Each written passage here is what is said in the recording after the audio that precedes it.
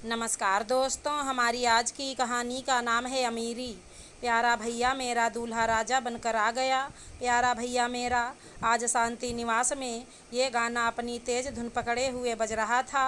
पूरे घर में हलचल और खुशियाँ थी। हो भी क्यों ना, आज इस घर के छोटे बेटे अमन की शादी थी। अमन देखने में सुंदर और स्मार्ट, पेशे से इंजीनियर था, लेकिन स्वभाव से निहायत ही घमंडी और बदतमीज था। राशि इस घर की बड़ी बहू, जो एक मध्यम वर्गीय परिवार से थी, उसकी शांति निवास में कोई इज्जत नहीं करता था। बात बात में उसको उसके मायके वालों को लेकर ताने देना और नीचा दिखाना सास मंजुला जी, ननद रेनू और पति विमल के साथ साथ पूरे परिवार की आदत थी। हर बात में, हर रिश्तेदार के सामने ये जताया जाता कि बिना दहेज शादी करके उन लोगों ने राशि पर कितना बड़ा एहसान किया है, जबकि सच इसके बिल्कुल उलट था। मंजुला जी को अपने शराबी और सक्की बेटे के लिए कोई रिश्ता ही नहीं मिल रहा था। आखिर में झूठी प्रोफाइल बनाकर और झूठ बोलकर विमल का विवाह राशि से करा दिया गया। पढ़ी लिखी राशि दोहरे चरित्र के लोगों के बीच आकर फंस गई। किसी से कहकर कोई फ़ायदा नहीं था उसको, क्योंकि जब भी वो अपने मायके वालों को ये बात बताती, कोई उसकी बात सुनने की बजाय सब उसको भाग्य का नाम दे देते।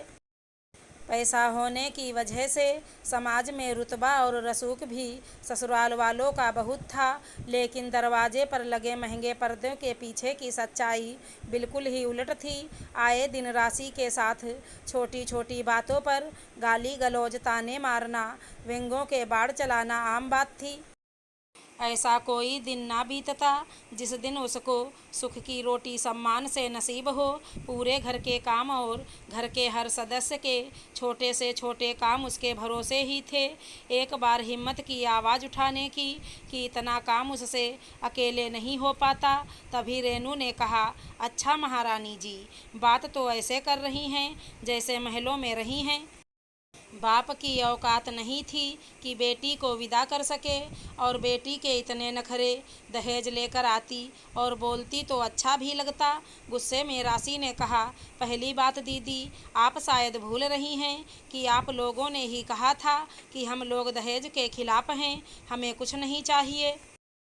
और दूसरी बात, महलों में तो ना सही, लेकिन मेरा छोटा सा मायका किसी महल से कम भी नहीं, जहां लोगों के बीच में एक दूसरे के लिए प्यार और सम्मान तो है। राशि का जवाब सुनकर माँ बेटी का मुंह बन गया। रेनू की शादी हो चुकी थी, लेकिन वो अपने ससुराल में ना रहकर मायके में ही रहती थी, क्योंकि वहाँ संयुक्त परिवार की वजह से काम बहुत होता। शाम को मंजुला जी ने गुस्से में बात को इतना बढ़ा चढ़ाकर अपने बेटे विमल के सामने परोसा कि विमल ने राशि को इतना मारा कि वो ठीक से चल भी नहीं पा रही थी। अपनी पुरानी यादों के साथ काम करते करते राशि के आंखों के कोर गीले हो गए। तभी मंजुला जी ने आवाज़ दी, कुछ ही देर में अमन के ससुराल वाले आएंगे, तो खाने की तैयारी कर लेना। और हाँ, सबसे ज़रूरी बात कि अपने मायके के जेवर मुझे दे देना, वहीं अमन की दुल्हन को चढ़ाऊँगी। लेकिन माँ जी, वो तो मेरी माँ के जेवर हैं। हाँ, तो वैसे भी तेरे बाप ने दिया ही क्या था शादी में, तो उस जेवर पर नियम से हक हमारा ही बनता है, समझी। राशि ने तय कर लिया कि अब वो और बर्दाश्त नहीं करेगी, ना समाज के डर से, ना किसी और डर से। शाम को अमन के ससुराल से सभी लोग आ गए। सबके आव भगत के बाद अमन के होने वाले ससुर जी रमाकांत जी ने कहा, समधन जी, मन में एक सवाल था, बुरा न मानो तो पूछूं। मंजुला जी ने कहा, अरे क्या आप भी समधी जी, कहिए क्या कहना चाह रहे थे। रमाकांत जी ने कहा, समधन जी, बहुत बार मन में आया कि आपकी बड़ी बहू से कभी नहीं मिला। अगर कोई बात हो या वो मिलना ना चाहती हो तो रहने दीजिए, माफ़ी चाहूँगा अगर मेरी बात खराब लगी हो तो। अरे नहीं नहीं समधी जी, रुकिए, अभी बुलाती हूँ, आवाज़ लगाते हुए मंजुला जी ने कहा, राशि जरा इधर आना तो। दरअसल वो क्या है समधी जी कि राशि छोटे घर से है, 2 साल हो गए लेकिन अभी भी बिल्कुल नहीं बदली, वही पुरानी सोच। हमने तो बहुत समझाया कि अच्छे से कपड़े पहनो, थोड़ा रहन सहन बदलो, लेकिन नहीं किया। तो अब क्या कर सकते हैं। आप तो जानते ही हैं कि आजकल लड़कियां सुनती कहाँ हैं किसी का। हमने तो शादी भी बिना दहेज की करी, यहाँ तक कह दिया कि अगर आपके पास ना हो तो एक साड़ी में आशीर्वाद दे के भेज दो हमारी बहू। हमारे घर में तो बेटी बहू में कोई फ़र्क नहीं होता। मेरे लिए तो जैसे रेनू वैसे ही मेरी दोनों बहुएं। तभी उनकी नज़र पीछे खड़ी राशि से जा टकराई। नज़रें चुराते हुए मंजुला जी ने कहा, ये लीजिए आ गई राशि। रमाकांत जी ने राशि को देखकर कहा, आपसे मिलना चाहता था क्योंकि आप मेरी बेटी की तरह ही हैं। बारात में आप भी आइएगा।